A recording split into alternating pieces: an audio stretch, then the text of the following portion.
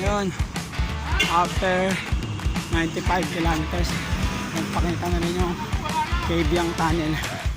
Time check 4:31 at merong takbo ko siya na walang 19 hours. Oh, solid Kabyang Tunnel. Kabyang Tunnel, solid.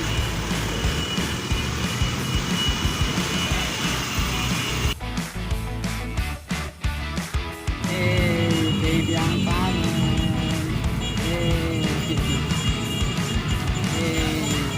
95 kilometers from